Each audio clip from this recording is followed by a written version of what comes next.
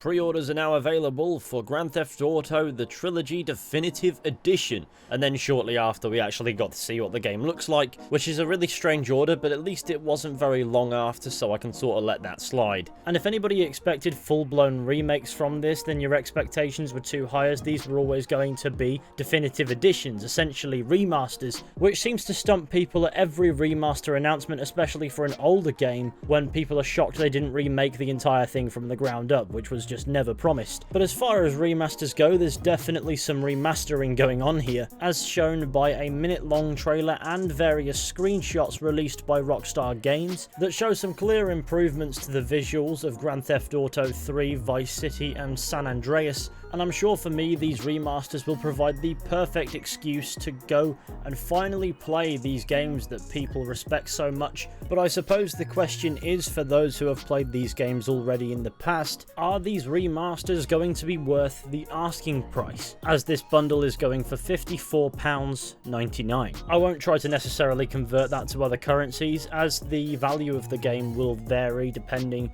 on what the company thinks the game's worth in that region rather than on conversion, but I presume it'll sit around $60 and that seems to be what I'm seeing. For me, it's a no-brainer to buy these games and play them properly for the first time, and I'm absolutely so— Oh, hello Dennis. What do you want? Don't be stealing from me. What are you doing? Right, where was I? I'm certain I won't regret splashing on these remasters for the experience I will get through playing these games for what is effectively the first time. Don't get me wrong, I've played bits and bobs in the past, but I've never sat down and actually just played through these games properly. And compared to how these games initially looked, these remasters are boasting some serious visual improvements, such as improved lighting, textures, vegetation, reflections, smoother surfaces and increased draw distances, and the games are now running the Unreal Engine and a GTA 5 style controller layout. And on top of that, there's improved gunplay and targeting controls, and apparently upgraded drive-by controls in San Andreas, upgraded weapon wheels, and enhanced navigation that now allow you to set waypoints to destinations. And so these remasters are going to boast quality of life tweaks to the gameplay as well. On top of that, on the PS5 and Xbox Series X, the game will sport a 4K resolution support with up to 60 FPS performance, which does not promise 60 frames per second all of the time. It just means that when it can, it will go up to that frame rate. I see people get stumped by that particular point often, but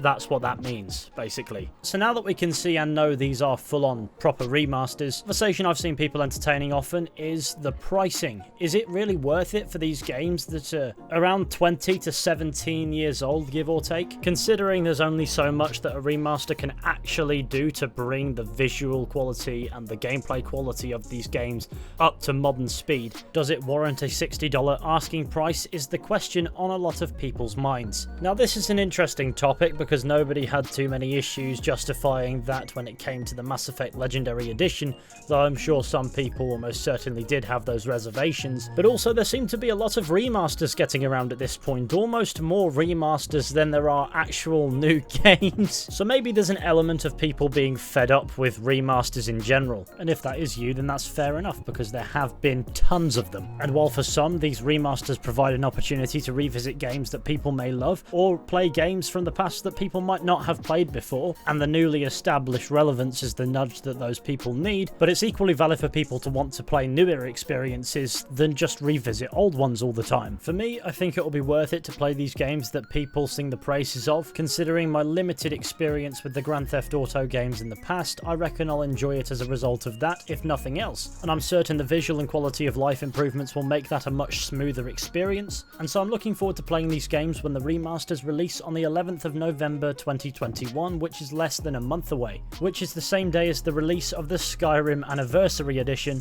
which isn't even a remaster, but fuck it. I suppose whether or not you think these remasters are worth it will depend in huge amounts to which side of the fence you sit when it comes to the topic of these remasters in general. But then there are other factors, including what modders can do, and maybe that's leaps and bounds ahead of what developers can do, I don't know, or more accurately leap and bounds ahead of what developers do wind up doing, which I suppose is another fair point to raise, as people bring that one up pretty often when it comes to the discussion of remasters. Doesn't really matter which. And off that point, the fact that there are Rockstar Rockstar games getting remasters gives me hope that maybe one day there will be a Red Dead Redemption remaster, due to a rumour that was circulating before these remasters were even announced that they were coming, and judging by their success, a Red Dead Redemption remaster later on down the line might be on the cards. But back to the topic of today's video, I look forward to playing these remasters because yes, they look solid, but they'll also give me an opportunity to fully experience these games, when in the past I've only really found myself dabbling. So thank you all for watching this video. I really hope that you've enjoyed. Be sure to go ahead and leave a like, subscribe, share the channel with your friends and all that wonderful stuff,